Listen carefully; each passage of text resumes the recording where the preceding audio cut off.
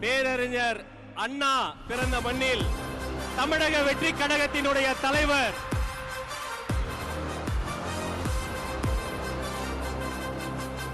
தமிழ்நாட்டின் தலையெழுத்தை மாற்றப் போகிற தமிழக வெற்றி கழகத்தினுடைய தலைவர், தன்னிகரில்லா தலைவர், நாளைய தீர்ப்பு தமிழ்நாட்டின் நம்பிக்கை வெற்றி தலைவர் இதோ வருகிறார்.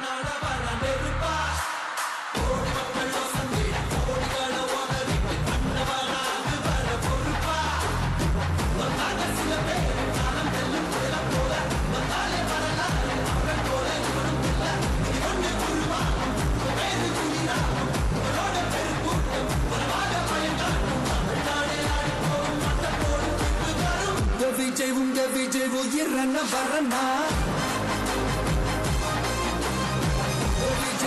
விஜய் எளியவன் குரல்னா, விஜய் தனியாள் இல்ல கடல்னா, விஜய் எளியவன் குரல்னா, விஜய் தனியாள் இல்ல கடல்னா, மக்கள் தானே மன்னர்களை உனக்கு காட்ட வரனா.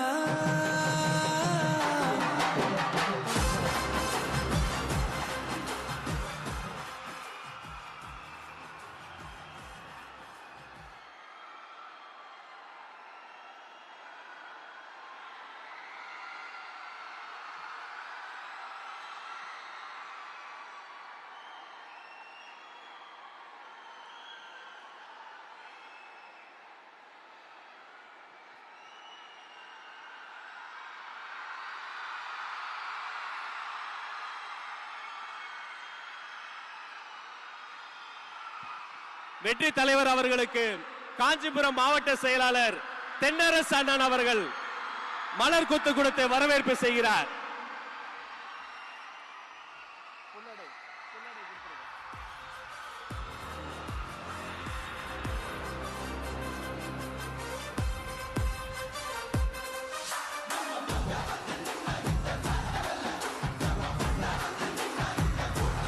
உங்கள் சார்பில் பொன்னாடை போர்த்தி வெற்றி தலைவர் அவர்களை வரவேற்பு செய்கிறார்.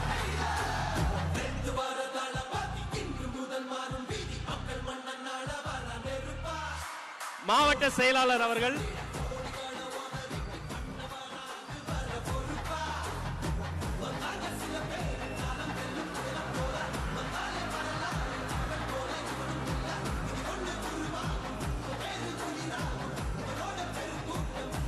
மாவட்ட செயலாளர் அவர்கள் தற்போது வரவேற்புரை வழங்குவார்.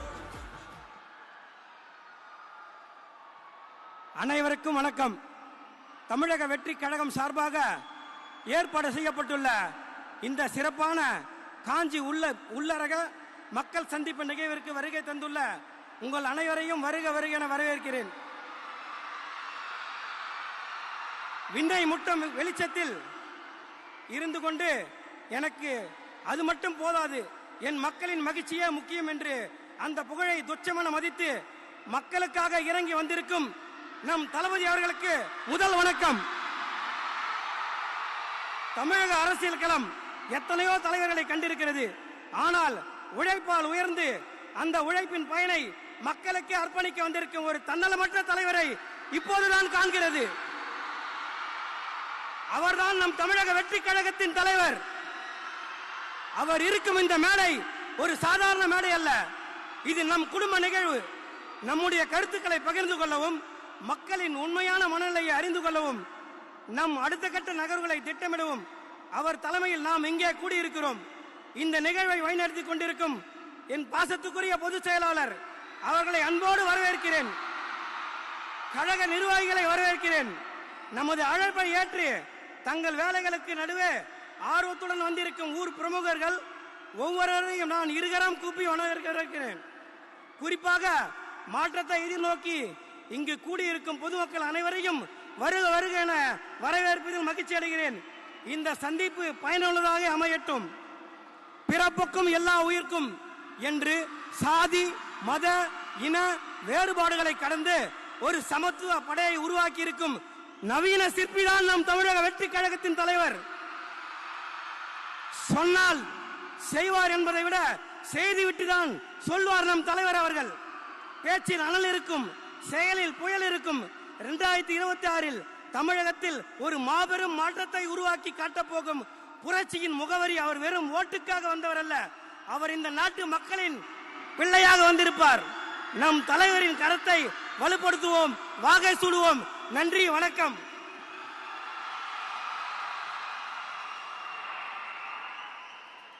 தென்னாட்டு பெர்னாட் ஷா, பேரறிஞர் அண்ணா பிறந்த மண்ணில் எங்கள் பேரியக்கத்தின் அண்ணா வருகிறார் உங்களிடம் பேசுவதற்காக.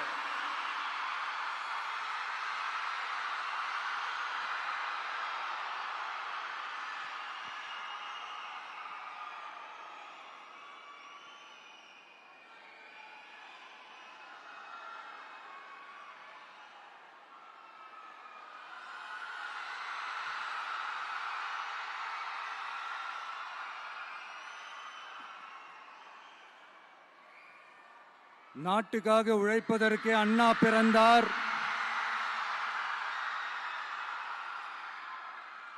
பொது நலத்தில் தானே நாள் முழுக்க கண்ணா இருந்தார்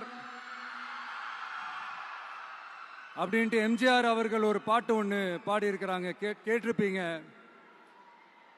அப்படிப்பட்ட நம்ம காஞ்சி தலைவர் அறிஞர் அண்ணா அவர்கள் பிறந்த மாவட்டம் தான் இந்த காஞ்சிபுரம் மாவட்டம்.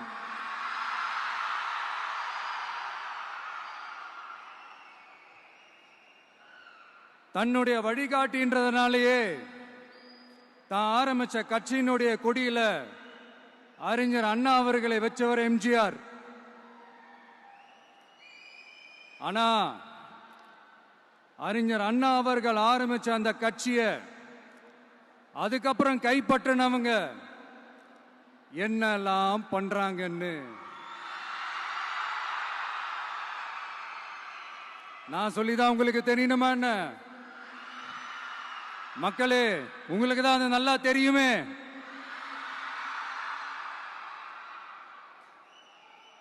தனிப்பட்ட முறையில் எங்களுக்கும் அவங்களுக்கும் எந்த பிரச்சனையும் கிடையாதுங்க.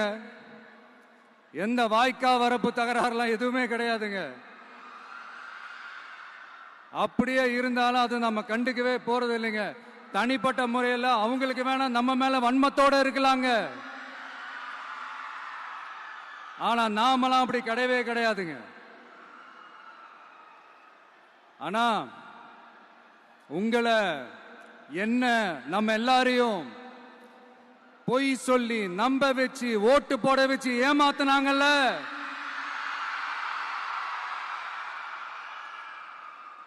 அப்படி ஏமாத்தி ஆட்சிக்கு வந்து நல்லது செய்யற மாதிரி நடிக்கிறாங்கல்ல, நாடகம் ஆடுறாங்கல்ல,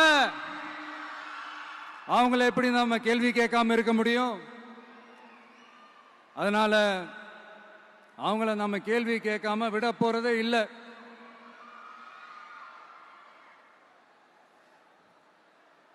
இதையே நான் காஞ்சிபுரம் மாவட்டத்தில் இருந்து நான் சொல்றேன்னா, தெரிஞ்சோ தெரியாமலோ இந்த மாவட்டத்துக்கும் நமக்கும் ஆட்டோமேட்டிக்காவே ஒரு கனெக்ஷன் ஒன்று ஏற்படுதுங்க.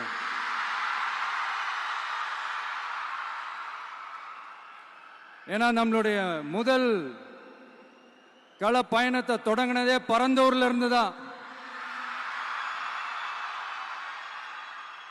பரந்தூருக்கு போய் அந்த மண்ணில் நின்று அந்த மக்களுக்காக கேள்வி கேட்டதும் இதே அண்ணா அவர்கள் பிறந்த காஞ்சிபுரம் மாவட்டம் தான். இன்னைக்கு ஒரு பெரிய மனவேதனைக்கு அப்புறம் இந்த மக்கள் சந்திப்பு நிகழ்ச்சிக்கு வந்திருக்கிறதும் அதே அண்ணா அவர்கள் பிறந்த காஞ்சிபுரம் மாவட்டம் தான்.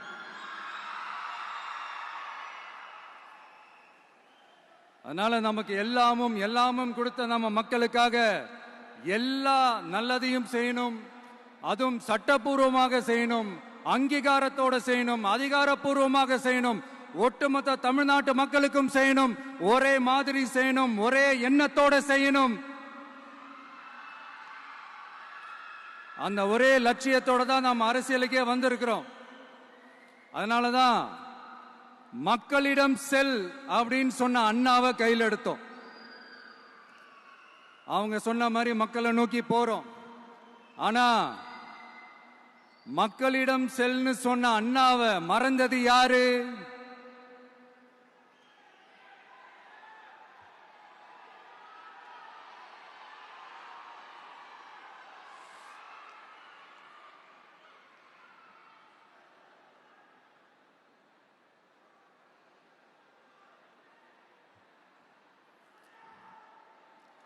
கொள்கையா?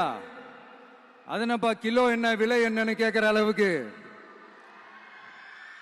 அப்படி ஒரு கட்சியை ஒண்ணு நடத்திக்கிட்டு அந்த கட்சியினுடைய தலைவர் தமிழ்நாட்டு முதல்வர் சொல்றாரு நமக்கு கொள்கை இல்லையா. எப்படி? நமக்கு கொள்கை இல்லையா? பிறப்புக்கும் எல்லா உயிருக்கும்னு ஒரு அடிப்படை கோட்பாட்டை நம்ம கட்சியினுடைய ஒரு முக்கிய கோட்பாட்டை அறிவிச்ச நமக்கு கொள்கை இல்லையா?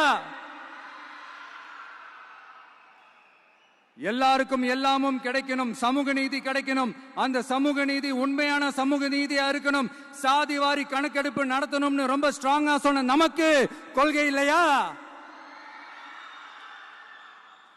CAA அறிவிச்சதுக்கு அப்புறம் அப்ப நம்ம கட்சி ஆரம்பிக்கிறதுக்கு முன்னாடியே எதிர்த்த நமக்கு கொள்கை இல்லையா?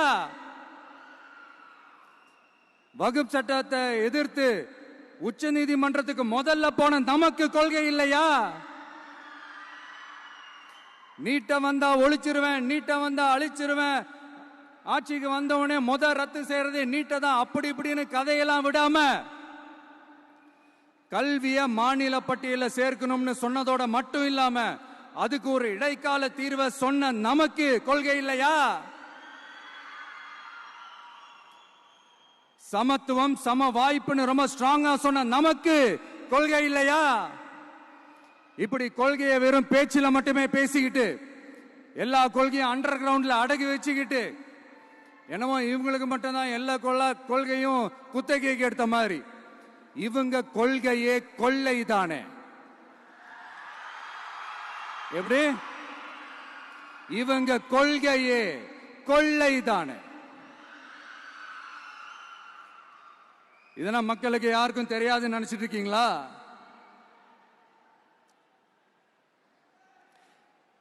எங்க கட்சி ஒன்றும் சங்கரமடம் இல்லைன்னு சொன்னது யாரு?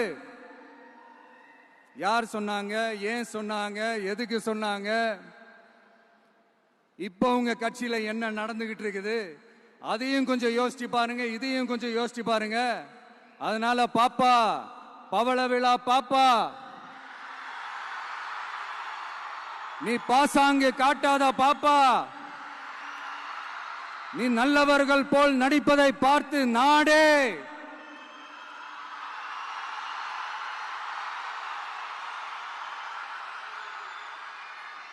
பாப்பான்னு சொன்னோம். அப்ப கூட பாத்தீங்கன்னா பாப்பான்றது ரொம்ப ஆசையா பாசமா சாஃப்டா தான் சொன்னோம். அதையே நீங்க அதிர்ச்சியா எடுத்துக்கிட்டீங்கன்னா அதுக்கு நாங்க என்ன பண்றது? அதே நீங்க விமர்சனம்னு சொன்னீங்கன்னா நாங்க என்ன பண்றது? இன்னும் நாங்க விமர்சனம் செய்ய ஸ்டார்ட் பண்ணவே இல்லையே, இன்னும் நாங்க அடிக்க ஸ்டார்ட் பண்ணவே இல்லையே, அதுக்குள்ள அலர்னா எப்படி?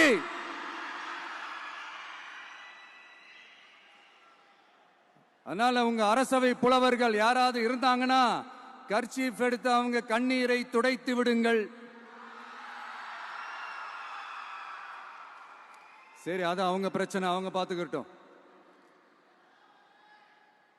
நமக்கு எப்பவுமே மக்கள் தாங்க, மக்களுடைய பிரச்சனை பத்தி பேசுறது தான். இன்னைக்கு நம்ம காஞ்சிபுரம் மாவட்டத்துக்கு வந்திருக்கிறோம். இங்க மக்கள் ஃபேஸ் பண்ற அந்த பிரச்சனையை பத்தி நம்ம பேசி ஆகணும்.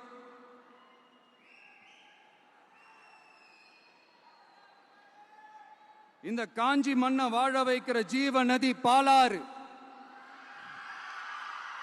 உயிர் நதி பாலாறு. இந்த மக்களோட உயிரோடவும் ரத்தத்தோடும் கலந்து ஓடுவது பாலாறு. அந்த பாலாறை இன்னைக்கு பெரியார் பெயரையும் அண்ணா பெயரையும் சும்மா பேருக்கு வச்சுக்கிட்டு ஆட்சி நடத்துறவங்க என்ன பண்றாங்க தெரியும்ல? சுரண்டிட்டாங்க, கொள்ளையடிச்சிட்டாங்க, நாசம் பண்ணிட்டாங்க, மோசம் பண்ணிட்டாங்கன்னு இன்னும் என்ன வேணாலும் சொல்லலாம். ஆக மொத்தம் அழிச்சிட்டாங்க. இதை நான் ஏதோ போற போக்கில் ஏதோ அடிச்சு விடலங்க, ஆதாரத்தோட தான் சொல்றேன். அனுமதிக்கப்பட்ட அந்த லெவலை தாண்டி 22,70,000 யூனிட் மணலை கொள்ளையடிச்சிருக்கிறாங்க. ஆக மொத்தம் இதுல அவங்க அடிச்ச கொள்ளை எவ்வளவு தெரியுமா? ரொம்பலாம் இல்ல, கம்மி தான். 4,730 கோடி. கம்மி தான் இல்ல?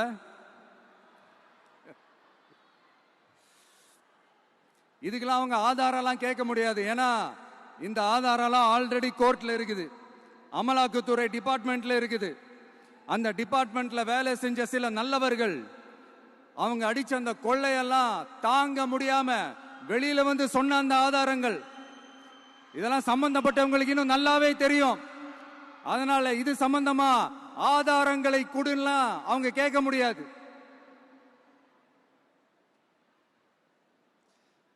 மணலை கொள்ளையடிச்சா நீர்நிலைகள் அழியும், ஏரி குளம் கண்மா எல்லாம் அழியும். இதெல்லாம் அழிஞ்சா விவசாயம் அழியும், விவசாயம் அழிஞ்சு போனா விவசாயிகள் அழிஞ்சிருவாங்க. ஆக மொத்தம் நாம எல்லாரும் மொத்தமா அழிஞ்சு போக வேண்டியதுதான். இப்படி மேல இருந்து கீழே வரைக்கும் ஒரு கட்சியை சிண்டிகேட் போட்டு கொள்ளையடிக்கிறத கேள்விப்பட்டிருக்கிறீங்களா மக்களே?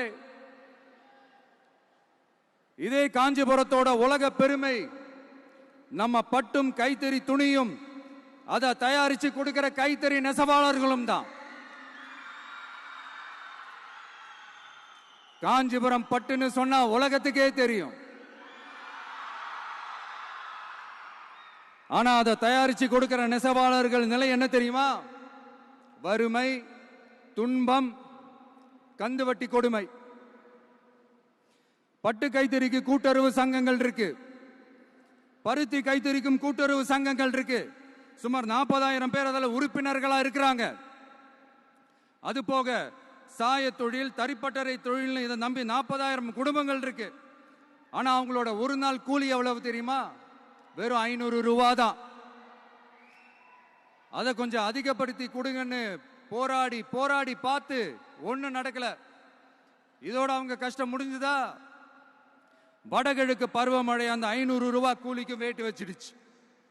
எப்படி விவசாயிகள் டெல்டா மாவட்டங்களில் மழையால பாதிக்கப்பட்டாங்களோ, அவங்கள கண்டுக்காம எப்படி இந்த அரசாங்கம் கைவிட்டுடுச்சோ, அதே மாதிரிதான் நம்ம கைத்தறி நெசவாளர்களும் மழையால பாதிக்கப்பட்டிருக்கிறாங்க. அடுத்து இந்த காஞ்சிபுரம் மாவட்டத்தோட பஸ் ஸ்டாண்ட் 60 வருஷத்துக்கு முன்னாடி கட்டினதான். அண்ணா அவர்கள் ஆட்சிக்கு வந்தப்போ கட்டியிருப்பாங்க போல. அது இன்னும் புதுப்பிக்க கூட முடியாம, கேட்டா என்ன சொல்லுவாங்க? அந்த லேண்ட் கேஸ்ல இருக்குது. இல்ல நான் கேட்கிறேன், ஒரு கவர்மெண்ட்னால வேற ஒரு நல்ல இடத்தை தேர்வு செஞ்சு ஒரு பஸ் ஸ்டாண்ட் கட்டி தர முடியாதா?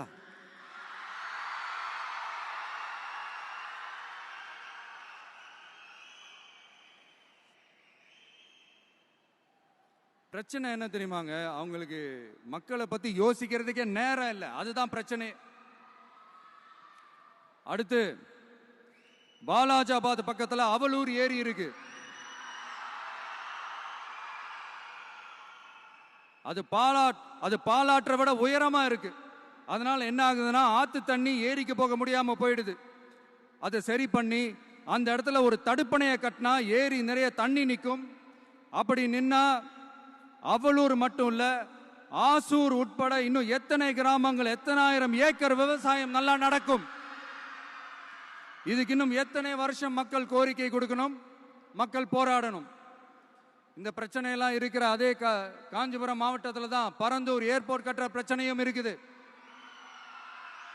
அந்த பிரச்சனையில கண்டிப்பா நாங்க விவசாயிகள் பக்கம் தான் நிற்போம், அதுல எந்த மாற்று கருத்துமே கிடையாது.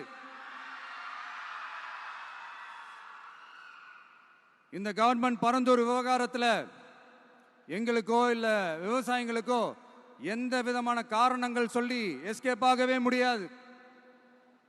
இப்படி மக்களுக்காக மக்களோட பிரச்சனைகளை எடுத்து பேசுறதுனால இப்ப ஆட்சியில் இருக்கிறவங்களுக்கு நம்ம மேல ஒரு ஆத்திரம் வரத்தானே செய்யும். அதனால தான் நீங்க பாத்தீங்கன்னா சட்டசபையில் ஆரம்பிச்சு ஒரு சாதாரண நிகழ்ச்சி வரைக்கும் எல்லா மேடையிலையும் மேடைக்கு மேடை டிவிக்கே தான். டிவிக்கே அவதூறு, அவதூறு டிவிக்கே, டிவிக்கே அவதூறு, அவதூறு டிவிக்கே. இதுக்கெல்லாம் கண்டிப்பா நாங்க பதில் சொல்லுவோம், சொல்லாமலாம் இருக்க மாட்டோம். இப்ப கூட கரூரை பத்தி பேசுவேன்னு எதிர்பார்த்திருப்பாங்க, அதை நான் கொஞ்சம் அப்புறமா பேசுறேன். பட் இப்போ நம்மளுடைய விஷன் என்னன்னு சொல்லணும்னு நான் கொஞ்சம் ஆசைப்படுறேன். நம்ம ஆட்சிக்கு வந்தா, அது என்ன வந்தா,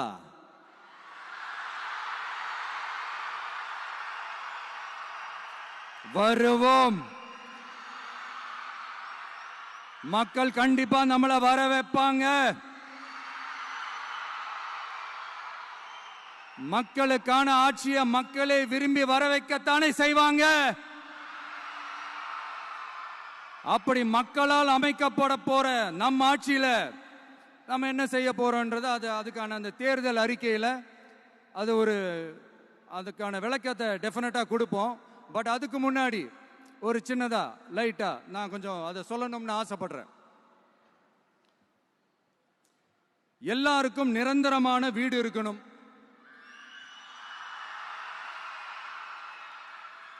ஒவ்வொரு வீட்டுக்கும் ஒரு மோட்டார் சைக்கிள் வாகனம் உறுதியா இருக்கணும்.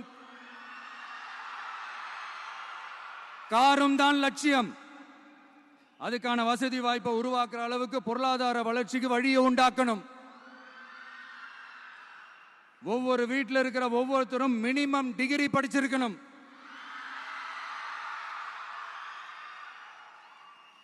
ஒவ்வொரு வீட்டிலையும் குறைந்தபட்சம் ஒருத்தருக்கு நிரந்தர வருமானம் கிடைக்கணும். அதுக்கான வேலை வாய்ப்பை உருவாக்கணும். அதுக்கு தகுந்த மாதிரி கல்வியில பாடத்திட்டத்தில் சீர்திருத்தம் செய்யணும். கவர்மெண்ட் ஹாஸ்பிட்டல்ஸுக்கு மக்கள் எல்லாரும் பயம் இல்லாம நம்பி போற மாதிரி மாத்தணும். பருவமழை காலத்தில் ஏற்படுற வெள்ளத்தால ஊரும் சரி மக்களும் சரி விவசாயமும் சரி பாதிக்கப்படாம இருக்கணும். அதுக்கு 4000 கோடி திட்டம்னு ஒரு உருட்டுனாங்களே, அந்த மாதிரி எல்லாம் எதுவும் இல்லாம உண்மையான ஒரு பாதுகாப்பு திட்டத்தை உருவாக்கணும். மீனவர்களோட, தொழிலாளர்களோட, நெசவாளர்களோட, அரசு ஊழியர்கள் மற்றும் ஆசிரியர்களோட கருத்து கேட்டு அவங்களுக்கான பாதுகாப்பு மற்றும் வளர்ச்சி திட்டங்களை உருவாக்கணும். உருவாக்குறது மட்டும் இல்ல, அதை செயல்படுத்தணும். முக்கியமா இண்டஸ்ட்ரியல் டெவலப்மெண்ட்ஸ்ல கான்சென்ட்ரேட் பண்ணணும். எல்லாத்தையும் விட ரொம்ப ரொம்ப முக்கியம், சட்டம் ஒழுங்க ரொம்ப ஸ்ட்ரிக்டா வச்சிருக்கணும். நம்மளுடைய அம்மா, அக்கா, தங்கச்சிகள், அவங்களுடைய பிள்ளைகள், குழந்தைகள் எல்லாருக்கும் பாதுகாப்பை, அதுவும் உண்மையான ஸ்ட்ராங்கான பவர்ஃபுல்லான பாதுகாப்பை உண்டாக்கணும். அண்ணா யூனிவர்சிட்டியில நடந்த அந்த பெண்ணுக்கு நடந்த அந்த பிரச்சனை மாதிரியோ, இல்ல கோவையில் நடந்த அந்த கல்லூரி பெண்ணுக்கு நடந்த பிரச்சனை மாதிரியோ அதெல்லாம் நடக்க விடவே கூடாது. நம்ம வீட்டு பெண்கள் ஸ்ட்ராங்கா, பயமே இல்லாம தைரியமா இருக்கணும்.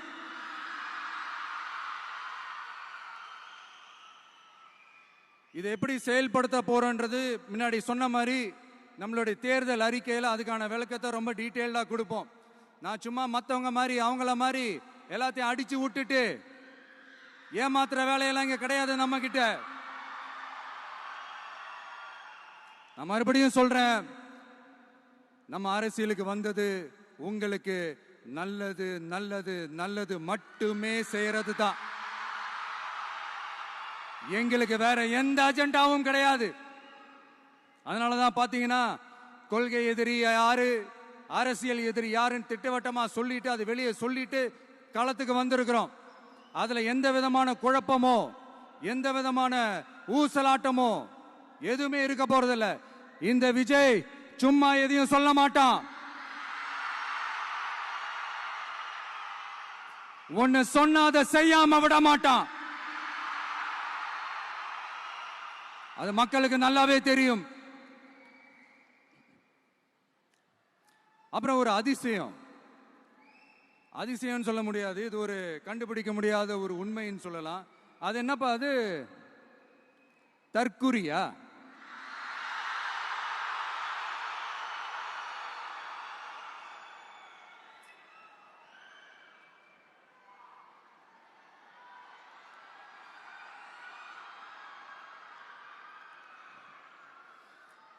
நம்ம டிவிகேக்கு சப்போர்ட் பண்ற கோடிக்கணக்கான லட்சக்கணக்கான மக்கள், நம்மளுடைய நண்பிகள், நம்மளுடைய ஜென்சி கிட்ஸ் எல்லாரையும் தற்குறிகள்னு சொல்லி வாங்கி கட்டிக்கிட்டு இப்போ அவங்களாம் தற்குறி எல்லாம் கிடையாது, அப்படிலாம் அவங்கள கூப்பிடாதீங்க, அவங்க சங்கிகள்லாம் கிடையாது, அப்படிலாம் அவங்கள கூப்பிடாதீங்கன்னு சொல்லி ஒரு குரல். யாருடா அந்த குரல் அப்படின்னு பார்த்தா, இப்ப ரீசெண்டா அறிவு திருவிழான்னு ஒண்ணு நடத்தினாங்கல்ல, சாரி அவதூறு திருவிழா. அதுல அவங்க தலைமையே குழப்பற மாதிரி, அறிவு கண்ணை திறந்து வைக்கிற மாதிரி ஒருத்தர் பேசியிருக்கிறார். அவரு யாருன்னா அது அவங்களோட எம்எல்ஏவே. அந்த எம்எல்ஏ யாருன்னா நம்மளுடைய கொள்கை தலைவர்கள் ஒருத்தரான மக்கள் சேவகர் அஞ்சலை அம்மாளோட சொந்தக்காரர். என்னடா இது இப்படி ஆகி போச்சு? டிவிகேக்கு சப்போர்ட் பண்ற மாதிரி நம்ம கட்சியிலிருந்தே ஒரு குரல் வருதுன்னு சொல்லி தலைமையில ஃபுல்லா கன்ஃபியூஷன். அந்த கன்ஃபியூஷன் இதோட நிக்காது. அந்த ஆதரவு குரல் ஒரு வீடு விடாம, ஒரு இடம் விடாம, எல்லா இடத்திலையும், எல்லா வீட்லயும் இன்னும் பலமா எதிரொலிக்குதான் இல்லையான்னு பாருங்க. சும்மா பிளாஸ்ட் தான்.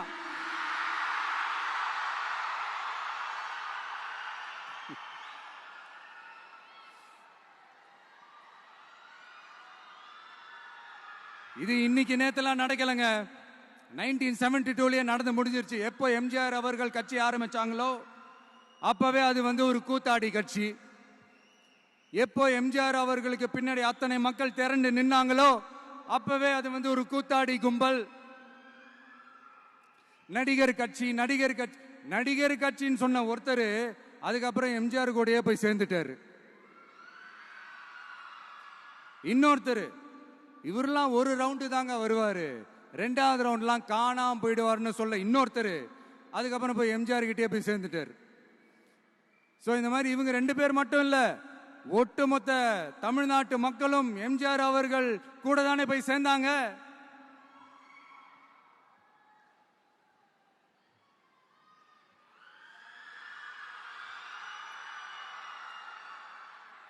அதனால இது வரலாறு. இந்த வரலாறு நம்மளை விட அவங்களுக்கு இன்னும் நல்லாவே தெரியும். அதனாலதான் பாத்தீங்கன்னா 53 வருஷமா அதே கதறல்கள். கூத்தாடி கூட்டம், நடிகர் கட்சி, நடிகர் கூட்டம், இப்படி. மர்மயோகின்ற ஒரு படத்துல அவருடைய கேரக்டர் பேர் கரிகாலன். அதுல ஒரு சூப்பர் டயலாக் ஒன்று சொல்லியிருப்பாரு.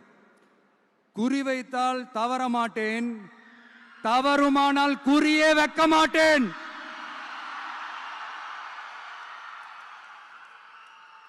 இதெல்லாம் யாருக்கு சொல்றோம், எதுக்கு சொல்றோம்னு புரிய வேண்டியவங்களுக்கு புரிஞ்சா நல்லா இருக்கும்.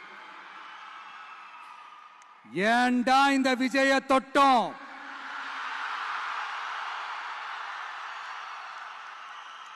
ஏண்டா விஜய் கூட இருக்கிற அந்த மக்களை தொட்டோம்? நினைச்சு ஃபீல் பண்ண போறீங்க.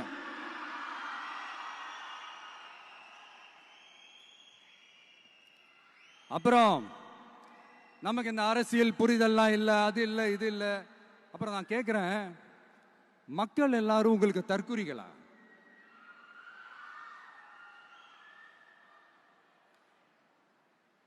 அதே மக்களோட ஓட்டு வாங்க போற நாம தற்குறிகள்னா, அப்ப இவ்வளவு நாள் அதே மக்கள் கிட்ட இருந்தானே நீங்க ஓட்டு வாங்கிட்டு இருந்தீங்க. அப்ப நீங்க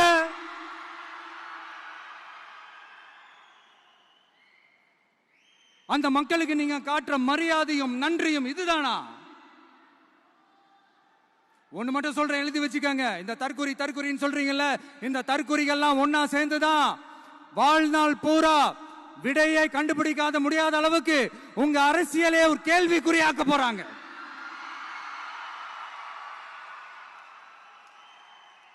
இவங்கெல்லாம் யாரும் இங்க தற்குறிகள்லாம் கிடையாது. இவங்க எல்லாரும் தமிழ்நாட்டு அரசியலோட ஆச்சரியக்குறி.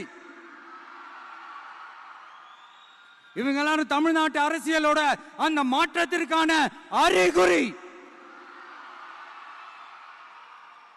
சும்மா லாஜிக்கே இல்லாம தற்குறி.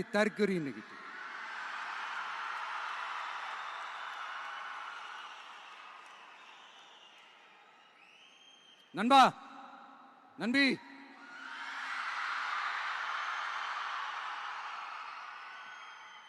எல்லா மேடையிலும் ரிப்பீட்டடா ஒரு விஷயம் நான் சொல்லுவேன்ல, இப்ப நீங்க சொல்லுங்க. ஒண்ணு, இன்னொன்னு, ரிப்பீட்.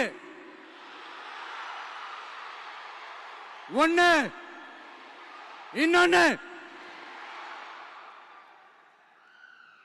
இந்த போட்டி எப்படி இருக்க போகுதுன்னா, மக்களோட மக்களா நிக்கிற நமக்காக மக்களே டிசைட் பண்ணி போறாங்க. My dear sir, my dear uncle,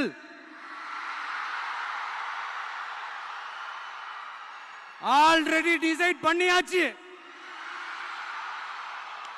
கான்பிடென்டா இருக்க மக்களே, நல்லதே நடக்கும், வெற்றி நிச்சயம். மீண்டும் சந்திக்கும் வரை நன்றி, வணக்கம்.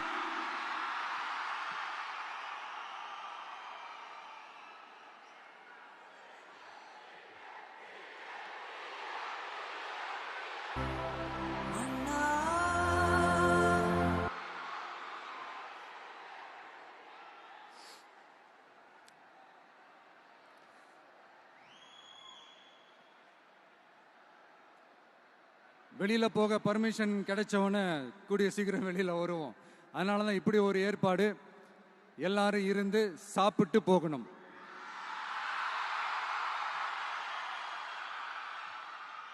நன்றி, வணக்கம். சொல்ல மறந்துட்டேன், என் நெஞ்சில் குடியிருக்கும்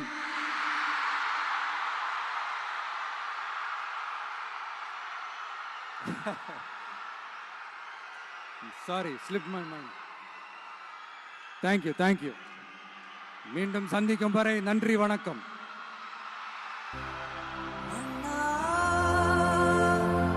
எங்க உரிமையின் காவல்.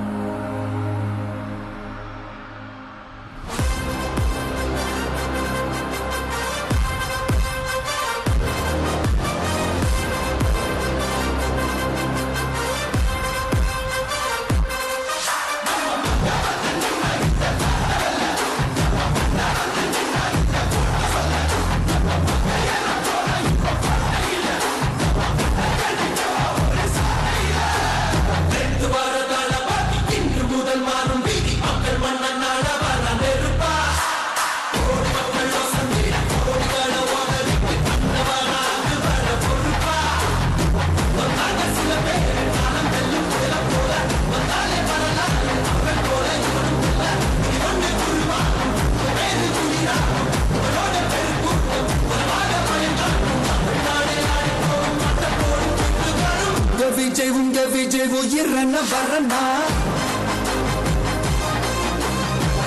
விஜய் எளியவன் குரல்னா, விஜய் தனியாள் இல்ல கடல்னா, விஜய் எளியவன் குரல்னா, விஜய் தனியாள் இல்ல கடல்னா. மக்கள் தானே மன்னர்களை உனக்கு காட்ட வரனா.